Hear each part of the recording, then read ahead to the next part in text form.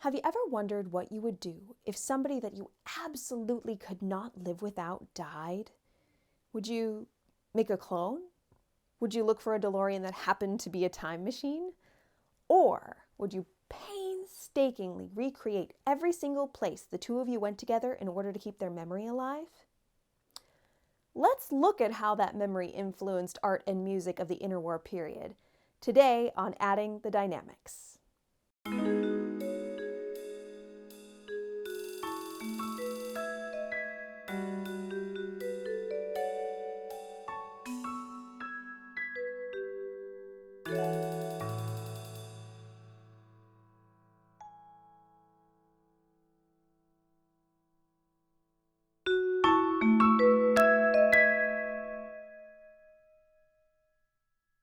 Today we're looking at the French mélodie or song Les chemins de l'amour, or the paths of love. It was written as part of the incidental music for the play Léocadia. The English translation by Patricia Moyens is entitled Time Remembered.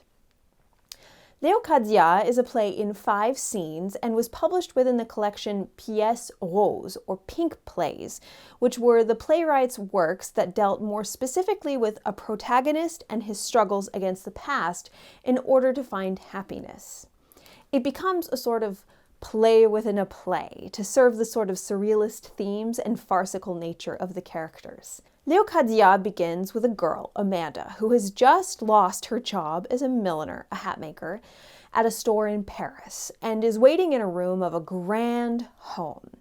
She believes she has likely been asked to come to be employed by an elderly duchess, but this duchess flits in and out of the room, acting humorously vague and royal, sizing up Amanda, and despite her loquacious nature, she refuses to tell her why she is actually there.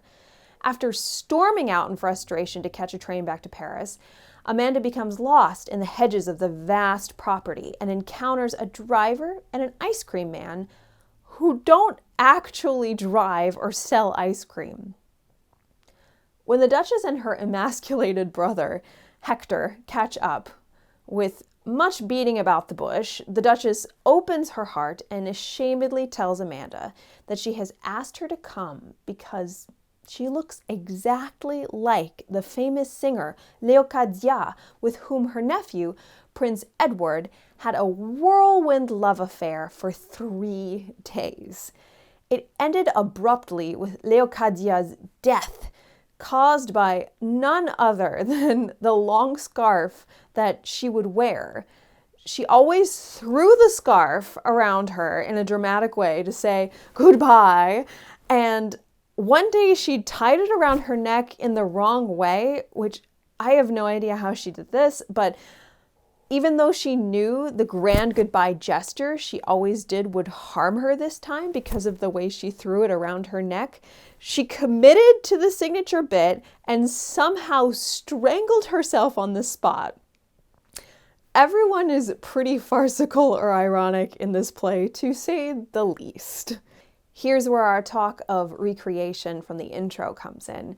The Duchess recreated all of the places Edouard and Léocadia went during their 3-day affair because he entered a deep depression and she thought he would end himself. However, nothing helped him to process the grief. Amanda gives in to stay, and though Edouard is mad and rejects the idea of her being there the next day, he requests eventually that she does play the role for 3 days. When Edouard and Amanda go to the restaurant, which is a recreation of where he and Léocadia realized they were in love, through a series of questions, Amanda realizes that Léocadia never let the prince touch her because his hands were like a peasant, and she never actually said, "I love you." Amanda seems to actually be falling in love with this poor, deranged prince, but when she starts to act more herself and she says she doesn't believe Léocadia ever loved him or him her, he insults Amanda and proceeds to explain that Léocadia brought vitality and uniqueness into his bourgeois life full of ennui for endless pleasures and trends, despite her ridiculousness.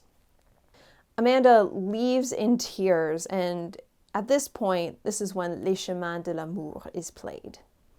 In the end, the prince comes to the realization that his reality and his potential for happiness with Amanda is more important than the continuous grief cycle he inflicts on himself, which is just the same as the cycle of upper-class pleasure boredom he endured before.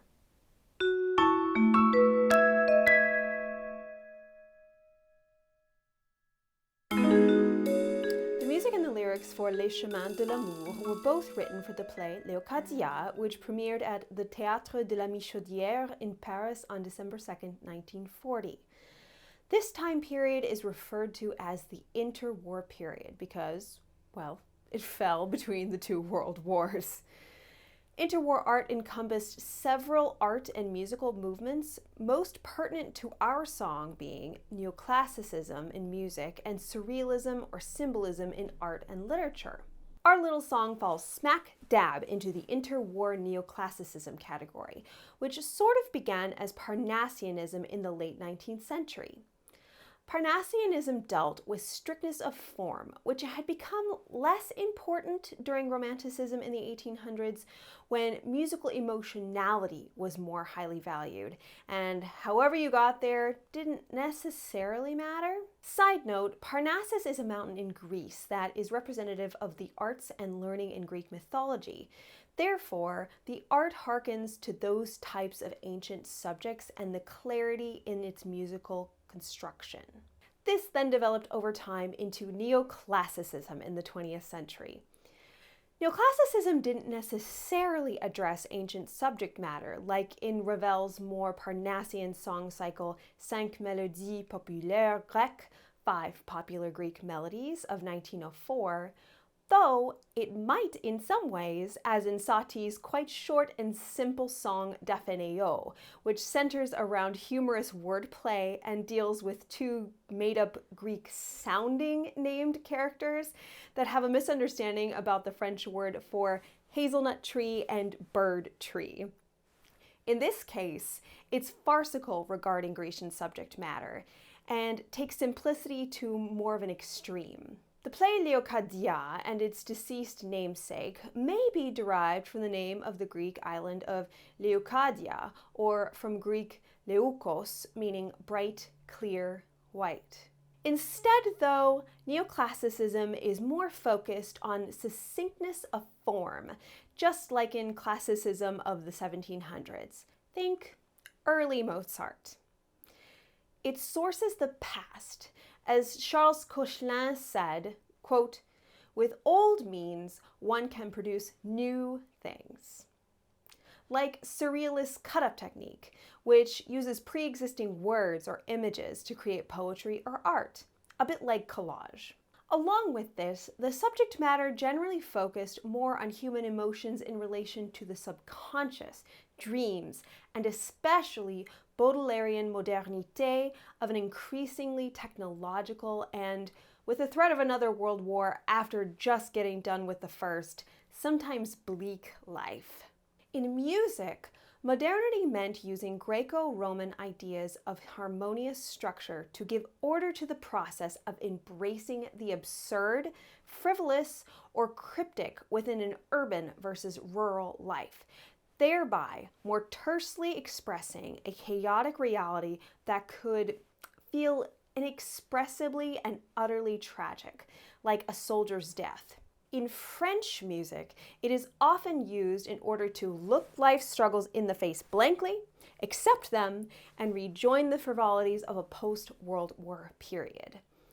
I think it's pretty well summed up by François Leroux when he was talking about Francis Poulenc's song to Guillaume Apollinaire's poetry Sanglots, or Sobs, from 1940 as well, and its last 2 verses.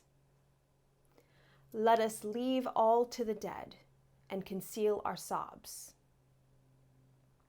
He expresses how unsentimental this is meant to be, and that it's stating, "Don't you try to pity us. We all know that we are going to die eventually." French neoclassicists achieved this simplicity also by assimilating the influence of popular music, like cabaret, which is obviously more concise in some ways. Les chemins de l'amour borrows stylistically from and creates a mood like Satie's furniture music. It seems to belong playing in the background with people drinking at a dinner party as little more than a typical waltz. But this 3/4 swang through small talk is actually setting a subconsciously tragic story of loss that becomes accepted as part of the mundane scene. Speaking of life as scenes, the idea that life is simply a repeating cabaret or a piece of theater of human actions and emotions is also incredibly important to a work like Léocadia and surrealism and symbolism moving into the 1940s. The characters desperately try to reenact something that existed before, which fails because it is not genuine. It is just a talisman representative of lost realities, like before and after World War I and then the Great Depression. The prince repeats phrases like a mimic trying to conjure confirmation of existence via mirroring. This idea was popular at the time in part because of Nietzsche's theory of the eternal recurrence, which elucidates the concept that we exist in an infinite loop, doing and saying things over and over. The dreadful return is a key theme to other works of the time, such as L'Invention de Morel, or The Invention of Morel by Adolfo Bioy Casares, which was also published in 1940. So, this was a trending topic. Mechanical and city-centric life was also central to the grinding gears of Nietzsche's watch. Like hands of a clock, our actions go round and round, made more efficient by technology, both in war and everyday life. Unlike Romanticism of the 1800s, the importance of nature as symbol and reflection of human character was not so important. The city and its machinations, both human and otherwise, proved more important during a time of great change and desolation. As Baudelaire, one of the first symbolists, stated when speaking of his first and most famous publication, Fleurs du Mal, or Flowers of Evil, quote, "But this book, whose title says everything, is clad, as you will see, in a cold and sinister beauty." And indeed, the cold and sinister were to be found in many works of the latter 1930s and into the 1940s. In traditional art, the Spanish Civil War inspired Dali's The Face of War of 1941 and Picasso's Guernica of 1937, with disturbing and artistically disfigured bodies. And Frida Kahlo was inspired by death in general in her Dream of the Bed of 1940, where she does what Dali called trying, quote, to make the abnormal look normal and the normal look abnormal. In commercial and decorative arts, there was a desire for the familiar, though it was more of a play than the reality of the situation. As the Met details, quote, "It was with relief that high-end consumers sought refuge in the familiar language of classicism in the years before World War II. The so-called return to order from Jean Cocteau's 1926 book Le Rappel à l'Autre was characterized by its reliance, albeit simplified, on historical precedent. Unlike early French Art Deco designers who mined ancient regime taste for its sophistication, refinement, and charm, their counterparts of a quarter century later looked instead to the icy monumentality of the French past, creating designs that projected through their stately opulence a sense of unassailable security and authoritative confidence in a period that was characterized by growing economic and social crisis. A quality of almost desperate theatricality pervaded the era, as though the designers and their clients were trying to escape the increasingly dismal reality of daily life. Stage arts and fashion was similar to this, but embraced the surreal more openly. The real becomes uncanny. A familiar body part betrays you and takes on a new life, leaving you socially crippled, as in Shostakovich's The Nose, in which the title character loses his nose, which gets off to have its own adventures and wreaks havoc for its original owner. Schiaparelli used images of hands in dresses and accessories that are disembodied, familiar yet not. Sets like what Picasso did for Satie's Parade are disjunct, urban, and do not attempt a true decadent realism. The same goes for Agostino Pace's sets for Leocadia. The curtains in the restaurant do not look like real curtains, but painted wood. The actual items are not used to furnish the stage, but flat representations of the original. We therefore are given the impression of how the awake and rational part of existence is deeply affected by dreams and the subconscious, and vice versa. One imposes on the other. This is partly because, as we mentioned, people sought this sublimation of theater onto real life, where we know the beginning, the middle, and the end. Essence becomes more important than substance, and the senses are the true guide of the human experience. Or, so a world on the verge of war hoped.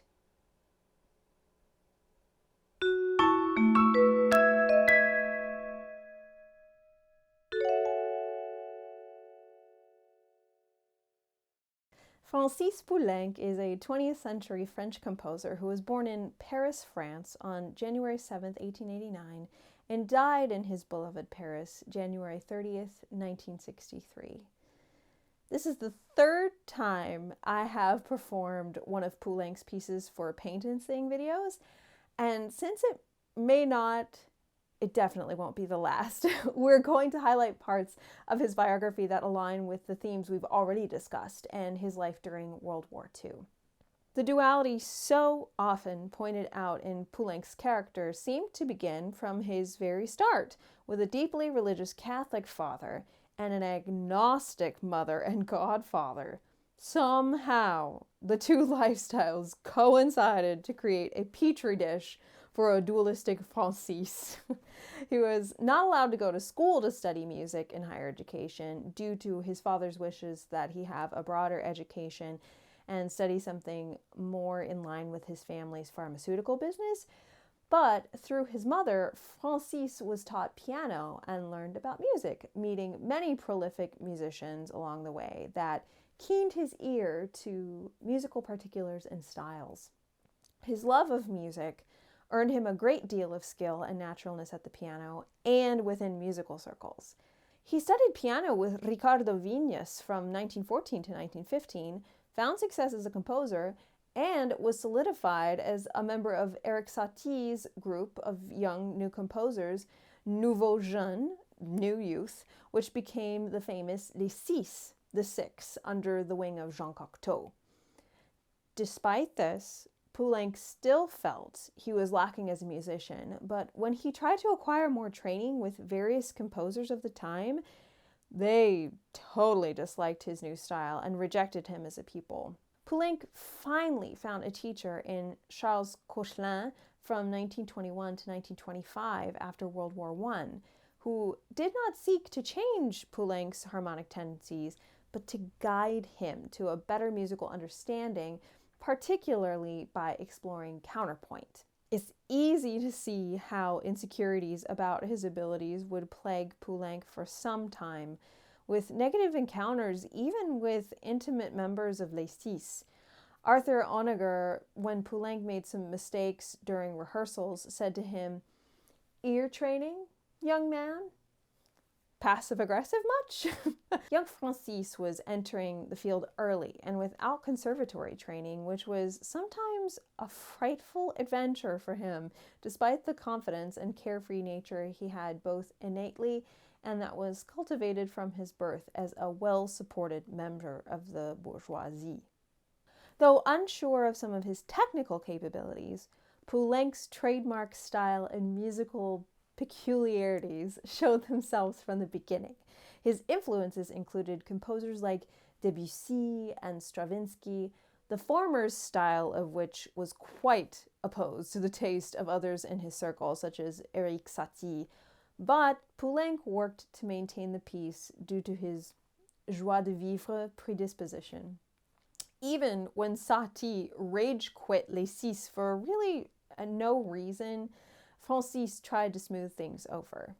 Poulenc sought an unaffected French style, sans emphase, or without emphasis, which requires performance of his works to be simple, unaffected, and without emotional outburst, despite the touching nature of the situation or sentiments presented in the text.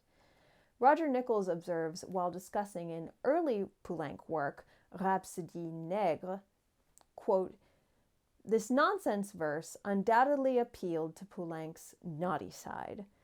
Nothing in its setting reveals its ludicrous nature. And, as would be the case in all such Poulenc enterprises, performers need to keep an absolutely impassive demeanor, free of nods and winks." This requirement he also held for the quality of his compositions themselves. As he describes it, quote, "The art that conceals art, which is the idea of perfect ease in production that one does not realize the effort. Nothing should ever appear effortful in the recreation, nor should emotion be so distressing. A nonchalance about tragedy, as we discussed previously, because we should all just push it down, right? Hey, I never said it was right. I'm just relatable." The banality that Francis desired for his works perhaps led to the overuse of certain fluffy adjectives being used to describe performances of his compositions. Quote, "Critics find me agreeable, charming. They should be aware that no one realizes the chemical combinations of acrid odors that go to make up the scent of the rose." He believed in the true difficulty in making ease look easy, and that sadness does not exist without joy, modesty without sensuality, faith without falling away. These opposites of the joys of life mingled with grief were certainly realized by Francis early when his parents passed away within 2 years of one another. His mother in 1915 when he was 16, and his father in 1917 when he was 18. The loss of childhood protection and familiarity seemed to have created a longing for the past, and the theme of memory subsequently made a frequent appearance in Poulenc's works. As Francis Leroux instructs, quote, "The world of Poulenc is childhood. It's always the memory of the past." We see this in our song Les Chemins de l'Amour. So it's a happy coincidence that Poulenc would be asked to compose for works that explored the importance of memory and lost past, as not only Jean Anouilh's play Léocadia, but also his Le Voyageur sans bagage, for which Poulenc wrote revised incidental music, incorporate this theme. Le Voyageur sans bagage centers around a soldier who loses his memory due to trauma and eventually regains it, and his identity when he encounters family. Loss again majorly influenced Poulenc later in 1936, when Pierre-Octave Ferrou, another composer with whom Francis was familiar and had recently seen, was decapitated in a car accident, which is brutal. This event spurred him to venture a return to religion, while he questioned the depths of his own works and the significance of his life as it was in the light of such a sudden and brutal death of a colleague. He reincorporated his patronage into his psyche by visiting the shrine of the Black version of Rocamadour, which his father had mentioned often. This renewed commitment to Catholicism would be a source of consolation, but also conflict, as Poulenc had found the first true love of his life in Richard Chandler, previously in 1929. Poulenc had wanted to propose to a close female friend, Raymond Linossier, in an attempt to not lose her presence in his life, which he feared in the wake of a decreased communication between the two of them. But the sensual love he experienced for Richard Chandler was something new and kismet. Nichols describes the difference between the two relationships as, quote, the opposition between two outcomes, one heterosexual and the other homosexual. The move from the amitié amoureuse for Raymond to the désir amoureux for Richard, the terrifying descent into his inner being, the experience of the vanity of things, such as the loss of the person he had been and which he believed he was, these are accompanied by the discovery of another self. Though homosexuality was not illegal in France, it was still highly discriminated against, particularly by traditional Catholicism, the religion to which Poulenc renewed his devotion. So, quote, the person in the world he cherished the most and the son of his 30 years and future relationships, particularly with Raymond de Touche, necessitated concealing one from the other within his very self. Poulenc had bouts of depression in the past, but internal conflict between the, quote, deeply devout and uncontrollably sensual certainly added to his increased melancholy in the last decades of his life. His Les Chemins de l'Amour came at a time during World War II when he certainly did not feel at ease, revealing the full expression of his love for Raymond de Touche in correspondence or otherwise. And remaining in close proximity to his love remained difficult, inspiring a longing for the past expressed in this chanson with more depth than may appear.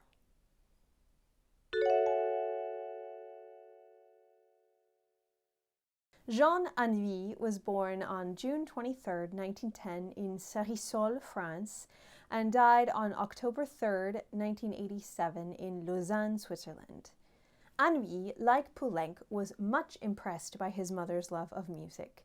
She was a violinist and during the summers played for a seaside resort called Arcachon.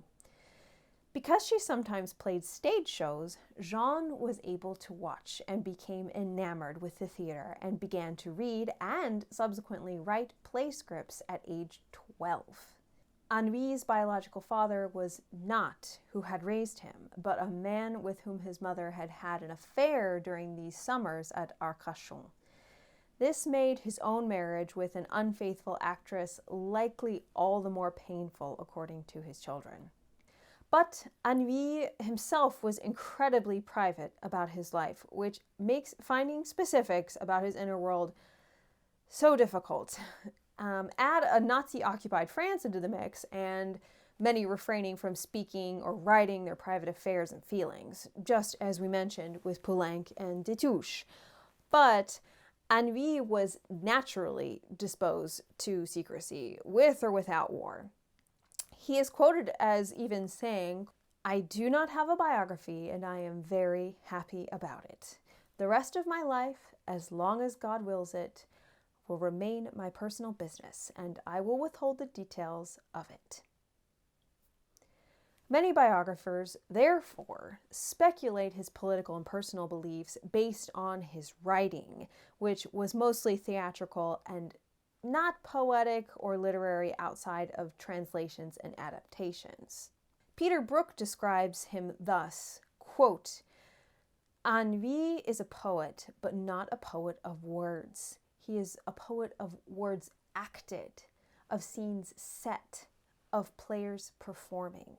His plays are categorized into the pièce noire, pièce rose, pièce brillante, pièce grisante, pièce costumée, and pièce baroque, based on the overall tone of the work.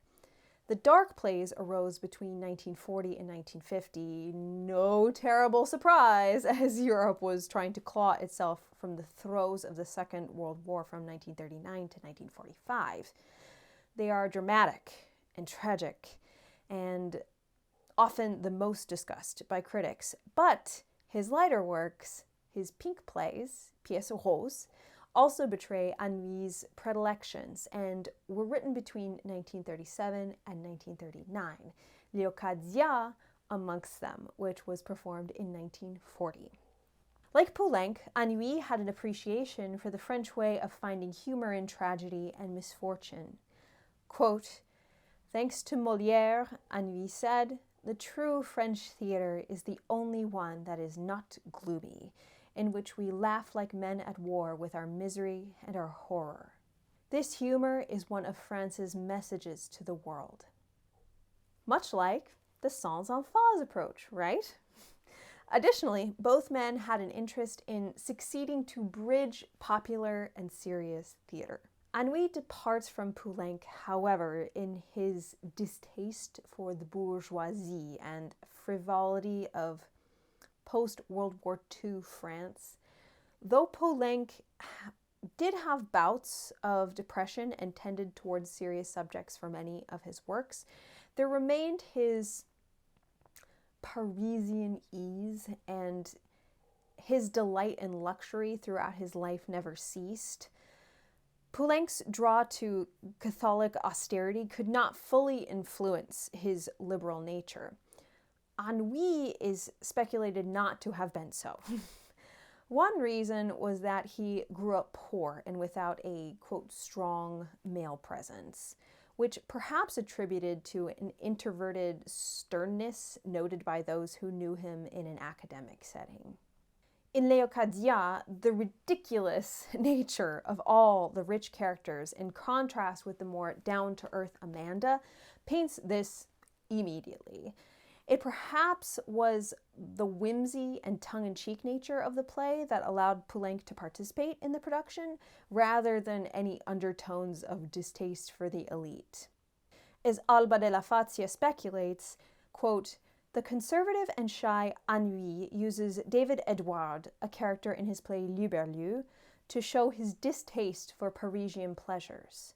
Nightclubs serviced by nobility, meetings with abstract painters, communists, dancers, Dominican opium eaters, millionaires, homosexuals, and the French version of Elsa Maxwell. All of them, of course, very progressive, very evolved, very, quote, crypto." Anouilh's desire for the past was not just for that of his personal history like Poulenc, but a conservative desire for systems and societies of the past. Anouilh preferred the ascetic and ironic.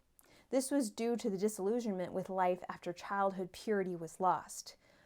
Finding out your dad isn't your dad, unhappy marriage, and a couple world wars will do that to a person. Friendship is shown as ideal, and marital love as unfulfilling and even perverse or tainted in works like Anouilh's Antigone and Medea. Alba de la Fazia again says, quote, "His plays show men and women facing the loss of the privileged world of childhood." Though he is speaking about the Black plays, we see the same type of themes and characterizations in Léocadia, which support the idea that we can see into Anouilh's belief through his works. The frivolities of old money don't satisfy the prince. Once he found his way out of the cycle of the never-ending trends, fashions, pleasures via the eccentric Léocadia, he cannot be consoled back into it. Quote, "Heroes cannot be happy because they reject le sale petit bonheur reserved for the mediocre. They are condemned to a solitude which admits of neither love or friendship. Their task of finding or creating the ambiance in which their truth can thrive is limited to the realms of illusion and death, where real love and purity do exist." The prince himself does not create a realm of illusion, but the Duchess, the symbol of silly wealth, does on his behalf. Anouilh's plays do not serve, however, to fully explain his sympathies during World War II. His Black plays have been interpreted as both criticism of Nazi leaders and sympathetic to their traditionalism, depending on the scholar. But his emphasis on the race of the rich and the race of the poor, race as in genetic race, unfortunately also paints a bit of a classist picture of his convictions, though of course all of this is conjecture. Alba de la Fazia outlines other themes in Anouilh's work, such as absurd duty or following conviction despite its absurdity to others, a la Leocadia and her scarf commitment, or really many of the other characters, to be honest.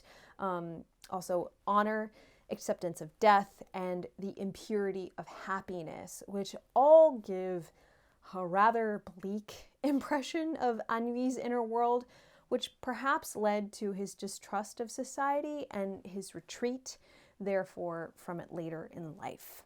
Nevertheless, despite our lack of knowledge about Anouilh's personal views, his work remains an important cornerstone of French theater, and he is wholly underrepresented in literary spheres.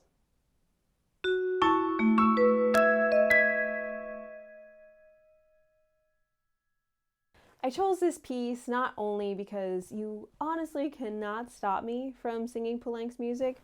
Don't even try, it won't go well for you.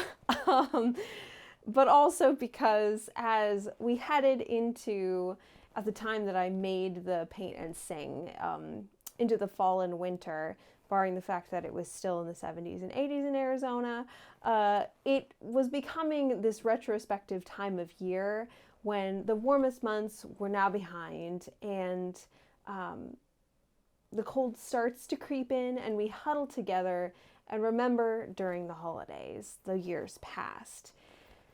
After all this discussion, obviously, the play Leocadia and its song Les Chemins de l'Amour also looks back, which was the connection that I made to December and this song.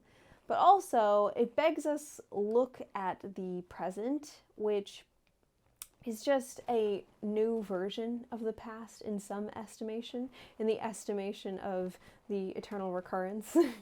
Like Amanda, who looks like Leocadia, but offers a new type of love and life and relationship for Edouard. As the Duchess tells her in the last scene, quote, "She, Leocadia, is very strong child, but she is no stronger than you. Remember that she has one enormous disadvantage for any young woman. She is dead."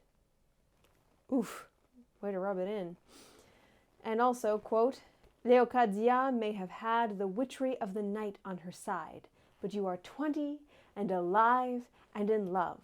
Look up at the sky and laugh. All the strength of the morning is yours." The Duchess herself maintains a hold of her own past. She speaks to the air, which is her speaking to her husband Gaston, who died years ago. It says that acknowledging the past and repetition is an important part of life, and we should allow ourselves to enjoy memories from it, but not to be overtaken, like Prince Edouard, who they said, quote, "the past buried him in the past." These sentiments and exhortations are like Apollinaire's verses advising us to conceal our sobs in the face of death and continue on. This idea strikes a chord in me because I'm extremely sentimental, and I was sort of told not to look back as a child and to keep moving forward as I was growing up. And Philippians 3:13 was quoted to me often, which says, quote, "But this one thing I do, forgetting those things which are behind and reaching forth unto those things which are before." Of course, I do not think we should dwell on the past too much, but we have to acknowledge the traumas and also positive milestones we pass through in order to move forward. So I've had to, and continue to, undo this shoving down of difficult events and emotions in order to keep going, which was sort of the opposite of Edouard. And rebirth is only successful when we carry the lessons from the past along, right? Anyway. Also, another big reason I love pieces, especially from the interwar period, is because of how, in some ways, extremely unfortunately relatable the troubles its authors were having are to our own. Absurdity doesn't disappear, just like our political landscape, which bears striking resemblance to some other rises in the past century. So we move on from the past, but we cannot fully allow ourselves to forget when we see the resemblance of our own time to history. Again, just like Amanda being very different from Leocadia, but bearing a striking resemblance to her. In response to the unbelievable, our own meme culture can be utterly absurd in the face of such dismal reality, because it's equally important to maintain humor through trial. It's a modern Dadaism, absurdism, or surrealism, I think. Just think of the meme, "The horrors persist, but so do I." And comedy is important in difficult times. It holds a mirror up to the situation. As Roger Nichols on Francis Poulenc writes, quote, "He had to combat the widespread unspoken devaluation of comedy as against tragedy in music. Truly, the line is blurred between the two, and truly, timeless comedy uses tragedy to give us perspective. This idea of the popular being unworthy could be applied to Les Chemins de l'Amour. It is in the style of and labeled as chanson, which was the categorization used for popular music played in cabaret, clubs, etc., whereas mélodie was the serious genre of song, French song. The style conceals the complexity, though. The music itself uses Poulenc-isms, especially moving back and forth from major to minor. In this song, it's D flat major to C sharp minor and vice versa. The D flat major key is used for the introduction and closing accompaniments and for the chorus, and the C sharp minor is used for the verses. And here's where I get kind of excited about interpreting it. C sharp and D flat are enharmonic notes, which means they are the same notes on the keyboard, but they're notated differently. They are two sides of the same coin, or reality. See where I'm going? Surrealism and the role of dreams and subconscious versus reality and their inseparability. So C sharp, in my personal reading, is a longing emotion because the verses describe specific parts of the singer's memory. The path to the sea, the flowers, trees, the two lovers laughing. It's like a close-up of the memories of the singer, at least in the first verse. So the minor key reflects a sadness about the details that no longer exist, which keep us in mourning, like the prince. But when we return to the second verse after our initial run-through of the chorus, there's a lyrical switch. The singer turns from remembrance to reflection, saying that if they have to forget, or rather let go of that place and time, they hope that the love that they experience will remain stronger than anything to come. And in the end, that love will cause them to hopefully feel the warmth of their love's lost hand once more. They cannot return, but the mental Nietzschean return makes them the richer, going along with the theme in Leocadia that we can allow the past to have its impact, but we can't exist wholly in it. So then the D flat major is that reflective, real world self-analysis and acceptance the singer does. This is why the second verse does not just recount the past like the first, And the D-flat hopefulness accepts that returning to the fading memories whose loss brings us despair causes us to search for the beauty that they still represent to us in waking life, so that we can incorporate it into our present and our future. Both sections incorporate musical aspects and themes from the other, furthering my idea of conscious and subconscious reciprocating impact. The interesting thing about the D-flat sections is that there's still a minor key element to them. Poulenc's frequent addition of F and C flat and a double B flat dabbles in D-flat major's parallel minor, D-flat minor. So, D-flat major, D-flat minor. The thing that makes this, again, so fun to me is that our good old C-sharp minor, that is our verse section, is usually substituted for D-flat minor because the latter, D-flat minor, has 7 flats in the key signature, which a composer would typically shy away from because it's just a lot of flats to keep track of, let alone a double flat. Here's B flat and then B double flat. So the C-sharp memories are showing up in the D-flat reality as D-flat minor, but incorporated into its language of flats. Isn't that cool? C-sharp also gets a twinge of reality from time to time, but with musical motifs that appear throughout, centering on upward and downward motion.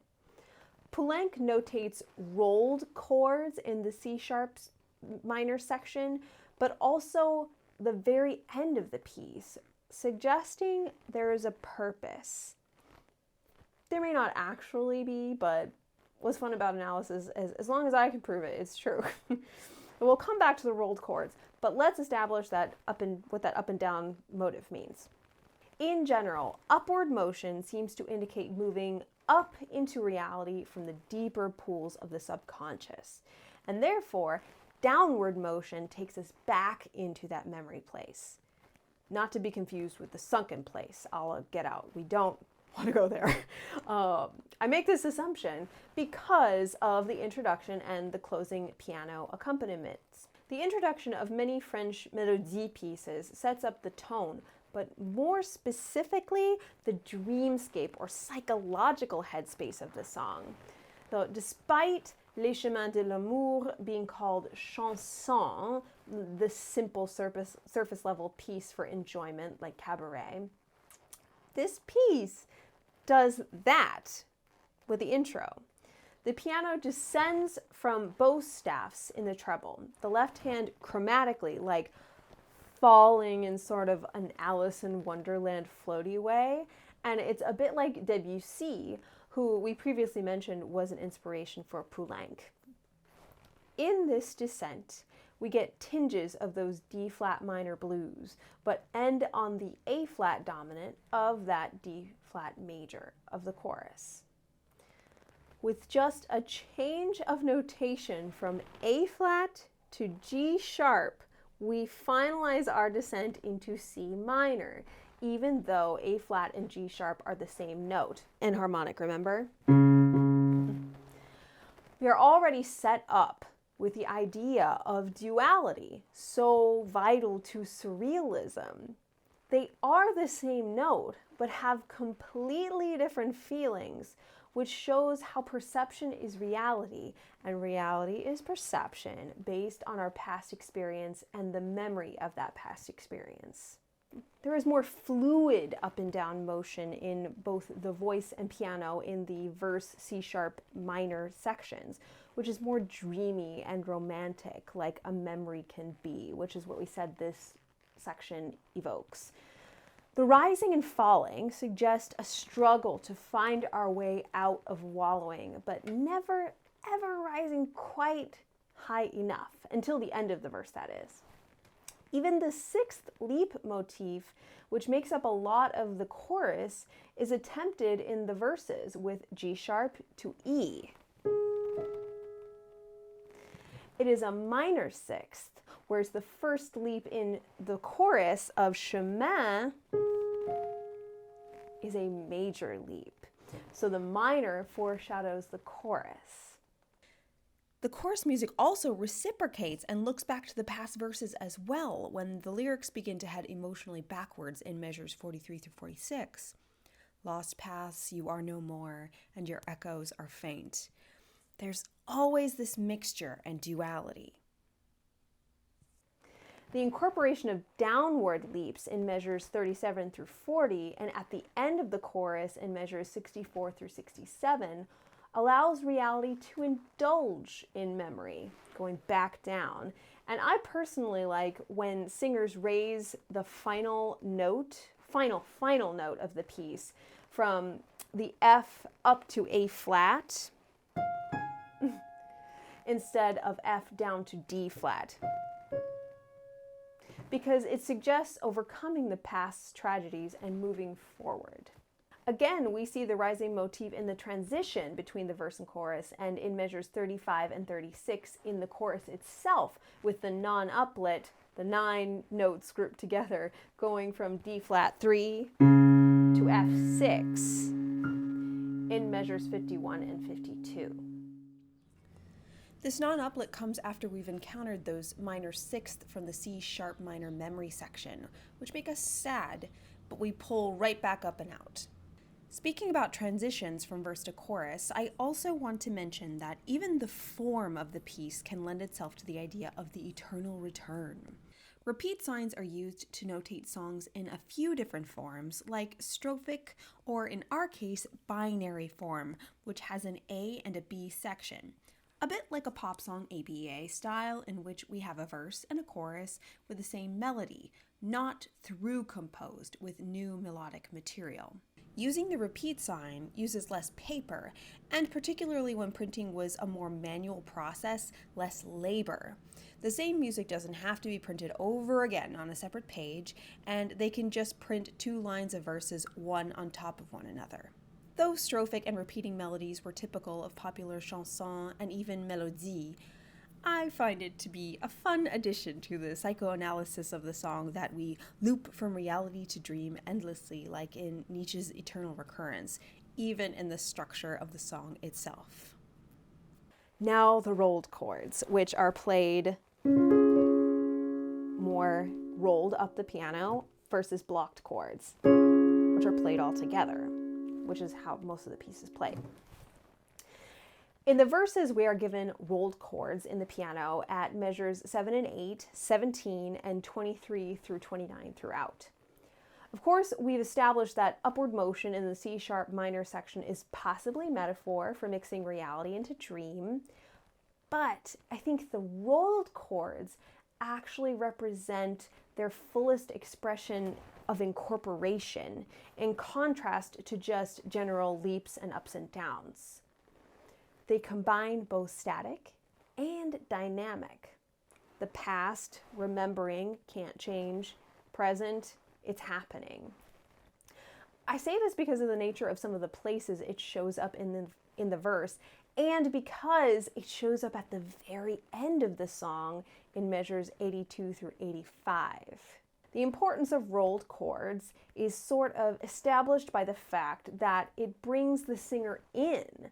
The first 2 full measures of the verse have 1 rolled chord each, and then it doesn't show up again until a little bit later. The final place they appear in the verse comes at a shifting point when the singer starts to acknowledge the loss of things described prior and that they are just memory. So there are shifts happening that make it seem important. Then rolled chords appear again in the last 3 measures of Les Chemins de l'Amour. The piano chords go up and up and up, like we've ascended, we've almost touched it, and then our final chord jumps back down into the staff. So reality hit and we're let down, right? Well, because we get rolled chords instead of blocked in this final section, I like to think of it as a dream or desire and reality coming to peace with one another, which is eventually what happens in the play. Now you say, Fran, a rolled chord is just whimsical and very indicative of waltz and cabaret romanticism of these types of songs. But I enjoyed proposing some interpretations of musical devices anyway.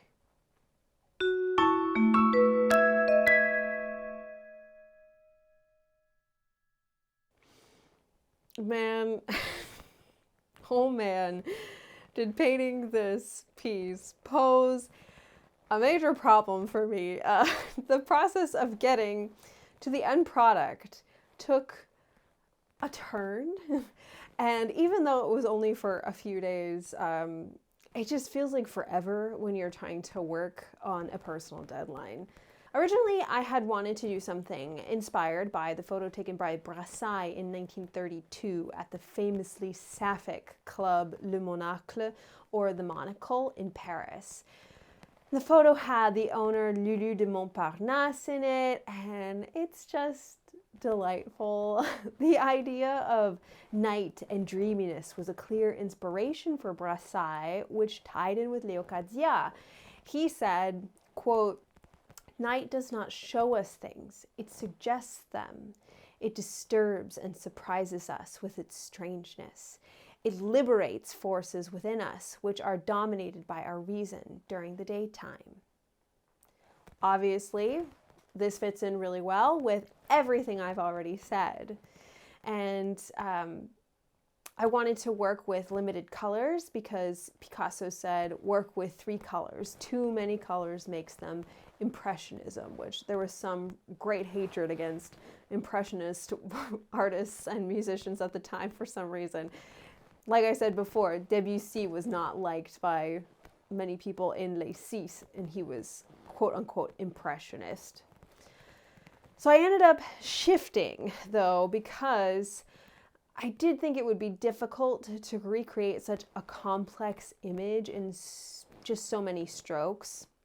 But little did I know that my next idea would also be too complex to start off, But instead, I latched onto the idea of using surrealism and its emphasis on isolated or disjunct body parts.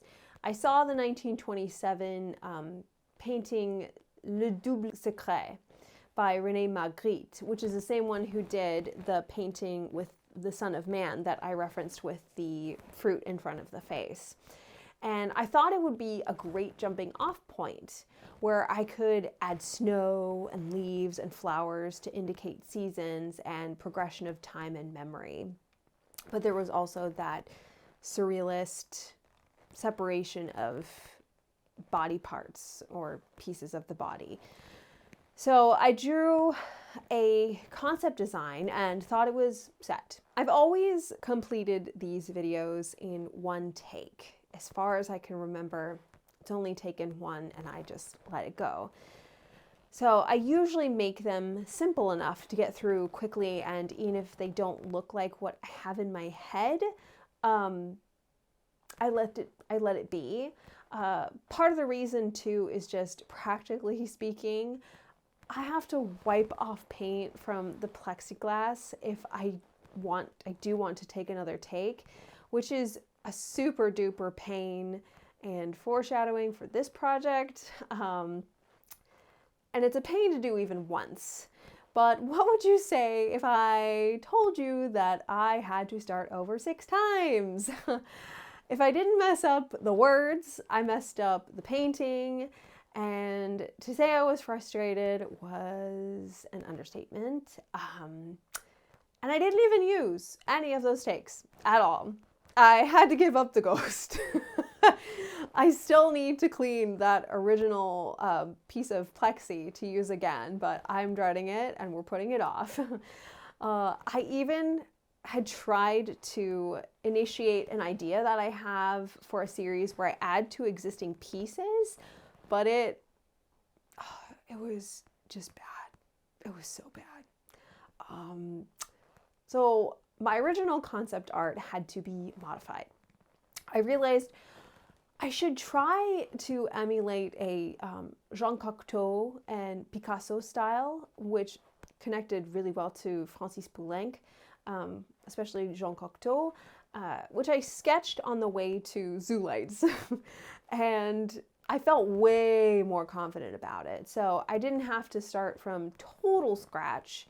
And as far as fitting in with the Interwar style, it worked, I think, really well.